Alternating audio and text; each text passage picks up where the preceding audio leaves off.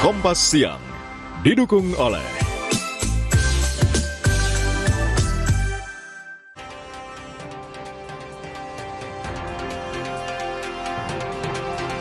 kecelakaan kembali terjadi di jalur Kalijambe, Purworejo, Jawa Tengah. Sebuah truk bermuatan solar menabrak deretan kios pasar hingga terbalik dan menimpa sebuah mobil. 1 orang tewas dalam kecelakaan ini.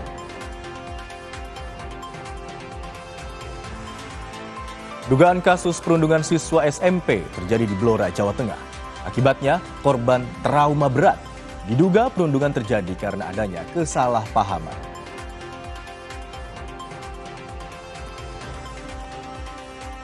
Tersangka penculikan Bilqis, anak balita di Makassar, ternyata bukan pertama kali beraksi. Kepada polisi, tersangka mengaku sudah 10 kali memperjualbelikan anak via media sosial. 9 diantaranya masih bayi dan 1 lagi anak-anak.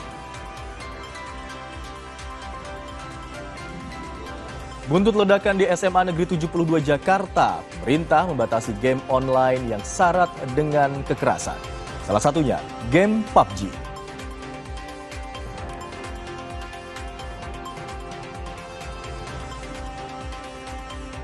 Pelajar di Kota Medan ciptakan karya inovatif berupa batu bata ramah lingkungan. Produk ini diracik dari bahan gabus sintetis dan abu sekam padi.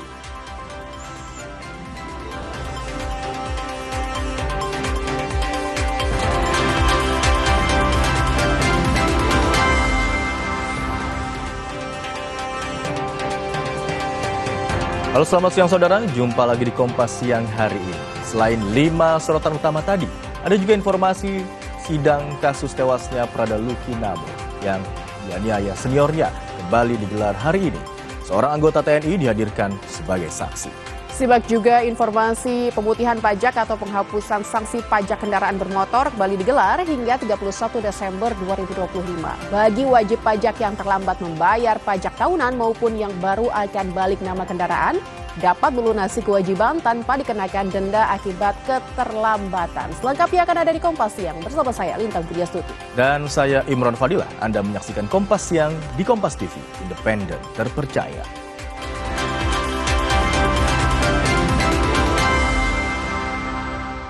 Saudara, polisi menetapkan 4 tersangka kasus penculikan Bilqis, balita asal Makassar, Sulawesi Selatan. Sebelumnya, Bilqis menjadi korban penculikan dan perdagangan anak lintas daerah dengan modus adopsi via media sosial. Kasus penculikan Bilqis, anak usia 4 tahun di Makassar, Sulawesi Selatan, mengungkap sepak terjang jaringan sindikat perdagangan anak lintas daerah. Polisi menangkap 4 tersangka, yaitu 3 perempuan, SY asal Makassar, NH asal Sukoharjo, MA asal Merangin, dan seorang pria inisial AS asal Merangin. Bilqis ternyata dijual dengan modus adopsi via media sosial. Setelah diculik di Makassar, Bilqis dijual kepada tersangka asal Sukoharjo dengan harga 3 juta rupiah. Bilqis lalu dibawa ke Jambi dan dijual kepada tersangka MA dan AS seharga 15 juta rupiah. Setelah itu, Bilqis dijual kembali ke kelompok lain seharga 80 juta rupiah. Para tersangka ternyata sudah berulang kali memperdagangkan anak via media sosial. Keduanya mengaku telah memperjualkan 9 bayi dan 1 anak melalui TikTok dan WA. Tentu saja apa yang kita laksanakan pengungkapan ini, kami akan terus mengembangkan dan berkoordinasi dengan Barreskrim. Polisi mengungkap, dalam aksinya, pelaku sengaja mendekatkan anak kandungnya kepada Bilqis, agar Bilqis tidak merasa curiga saat hendak diculik. Sejauh ini diketahui, tindak pidana perdagangan orang ini adalah untuk kepentingan adopsi. Nah, modus yang dilakukan sendiri juga cukup profesional, yaitu mendekatkan anak kandungnya kepada si korban gitu, sehingga bermain begitu ya. Nah, begitu sudah mulai akrab bermain, lalu korban dibawa begitu. Nah, ini juga menunjukkan satu modus yang memang tidak biasa gitu ya. Tadi ada dijelaskan beberapa modus, tetapi ini juga salah satu modus di mana memberikan pancingan kepada korban untuk bisa mendekat secara cepat yaitu dengan sesama anak kecil. Dari pelaku yang sudah kami tangkap, ini modusnya memang modus untuk adopsi. Jadi mereka membuat surat yang seolah-olah asli begitu, sehingga orang yang mengadopsi pun menganggap itu seperti adopsi yang asli. Gitu. Nah ini yang perlu diwaspadai karena kalau sampai orang beranggapan bahwa ini adopsi asli, mereka akan mengeluarkan biaya yang disampaikan oleh pihak pelaku tadi, dan mereka membayar seolah-olah itu sudah legal gitu ya. Tapi ternyata belum. Jadi modusnya itu modus untuk adopsi. Nah, terkait dengan jaringan internasional atau akan digunakan untuk kejahatan lainnya, kami masih melakukan pendalaman terhadap hal itu. Penculikan Bilqis pada 2 November 2025 terekam kamera CCTV. Dari situ, jajaran Polrestabes Makassar menelusuri jejak tersangka, termasuk jejak digital mencurigakan melintasi sejumlah daerah. Setelah 1 pekan hilang, Bilqis akhirnya ditemukan dalam kondisi selamat di Jambi dan langsung dikembalikan kepada orang tuanya pada Minggu 10 November. Sehat walafiat, tidak kurang suatu apapun. Alhamdulillah. Apa? Pak, haru. Saya pikir bermacam-macam pikiran kenapa anakku ini, kenapa ada apakah fisik apa atau gangguan bagaimana. Pasti ada ya pikiran begitu di setiap orang tua. Ya alhamdulillah tidak ada, katanya sudah diperiksa. Dari pihak Polrestabes, dokternya katanya sudah periksa, alhamdulillah aman. Dari segi psikologis dan fisik. Polisi masih mendalami kasus ini untuk mengungkap jaringan lebih besar.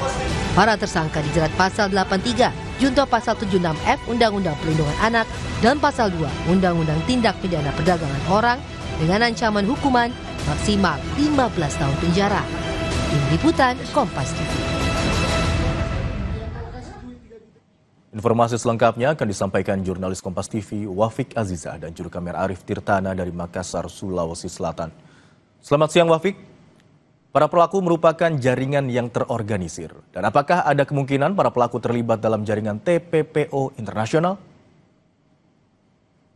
Iya, selamat siang Imran dan juga saudara. Dari hasil rilis Polda Sulawesi Selatan pada hari Senin 10 November kemarin, dari kasus penculikan anak ini di Makassar ternyata bukan tindakan tunggal, melainkan melibatkan perdagangan anak lintas provinsi. Kasus ini bermula saat seorang anak dilaporkan hilang di Taman Pakui Sayang di Jalan Petarade Kota Makassar. Kemudian pihak kepolisian dari Polrestabes Makassar melakukan penyelidikan mendalam dan juga ditemukan korban sempat muncul di CCTV yang ada di Jalan Pelita Kota Makassar, di mana pelaku SY ini sebelumnya membawa korban dari lokasi pertama menuju kamar kosannya, kemudian pelaku kemudian menawarkan korban di akun Facebook grup adopsi anak. Pelaku ini awalnya mengaku bahwa korban merupakan anak kandungnya, kemudian karena tidak mampu merawatnya karena keterbatasan ekonomi. Dari hasil penyelidikan kemudian ternyata ada pelaku dari Jakarta kemudian datang ke Makassar berinisial MH, mengambil langsung anak berusia 4 tahun dari Makassar ini kemudian dibawa ke Jambi. Dari hasil proses penyelidikan selama 6 hari dari pihak Polrestabes Makassar bekerja sama dengan kepolisian Jambi, ada 4 tersangka yang ditemukan. Masing-masing tersangka ini berinisial SY, MH, kemudian SA dan MA.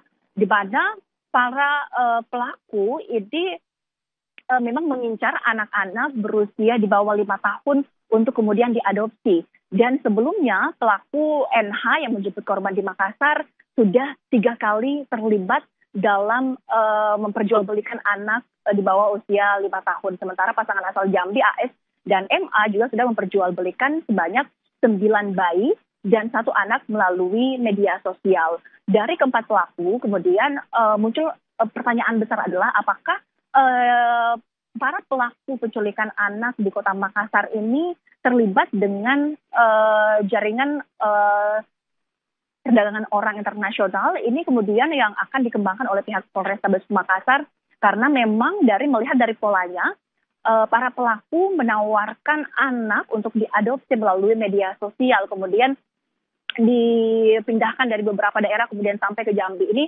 pihak kepolisian akan melakukan penyelidikan yang mendalam terkait masalah ini, di mana keempat tersangka juga akan dijerat dengan pasal tentang perlindungan anak dan juga pasal tentang pemberantasan tindak perdagangan orang.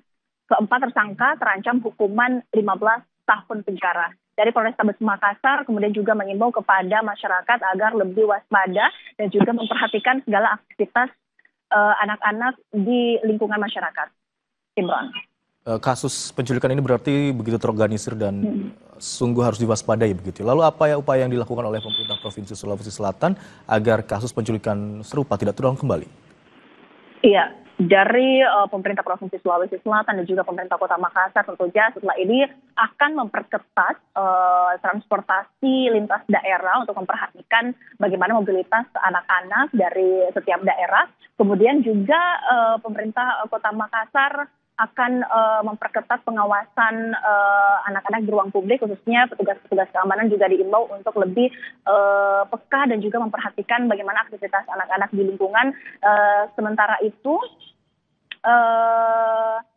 dari kasus penculikan anak usia 4 tahun di Kota Makassar ini, dari pemerintah Kota Makassar juga sudah memberikan pendampingan psikologis kepada korban dan juga keluarga korban, di mana pendampingan psikologis ini diberikan langsung oleh Dinas Pemberdayaan dan juga Perlindungan Anak di Kota Makassar. Tentunya ini pemerintah Provinsi Sulawesi Selatan dan juga pemerintah Kota Makassar akan terus memberikan edukasi kepada masyarakat agar tetap waspada dan memperhatikan segala aktivitas anak-anak. Imran. Baik.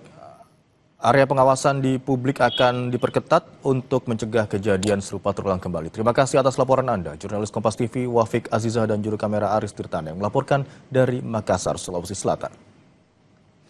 Saudara, 2 bocah ditemukan terlantar di Jalan Tol Wiyoto Wiono, Jakarta Utara Minggu malam. Keduanya mengaku sempat dibawa orang tak dikenal menggunakan sepeda motor lalu diturunkan di sekitar pintu tol. Selamat malam, Komandan melaporkan 925 menemukan 2 anak kecil ini lagi di... Polisi yang tengah berpatroli di Jalan Tol Wiyoto Wiono, Jakarta Utara Minggu malam terkejut melihat 2 bocah tengah berjalan kaki di pinggir jalan tol kilometer 15 arah Ancol, Jakarta Utara. Dari keterangan keduanya, mereka merupakan kakak beradik dan mengaku sempat dibawa orang tak dikenal berkeliling menggunakan sepeda motor, lalu ditelantarkan di sekitar pintu keluar Jalan Tol Wiyoto Wiono. Keduanya langsung diserahkan ke pihak keluarga di Papanggo, Tanjung Priuk, Jakarta Utara. 2 anak tersebut awalnya bermain sekitar waktu maghrib di sekitaran wilayah Papanggo, kemudian diambil atau dibawa oleh orang tak dikenal menggunakan motor trail, diajak jalan-jalan, dan kemudian diturunkan di turunan tol keluaran Omren Papanggo. Kemudian karena kebingungan, kedua anak tersebut naik ke atas dan berjalan serta berdiam di ruas jalan tol layang tersebut. Petugas meminta orang tua untuk menjaga anak-anak dengan baik dan tidak abai agar kejadian serupa tidak terulang kembali. Tim Liputan, Kompas TV. Dugaan kasus perundungan siswa SMP terjadi di Blora, Jawa Tengah. Akibatnya korban mengalami trauma berat. Informasinya akan hadir di Kompas Siang usai jeda.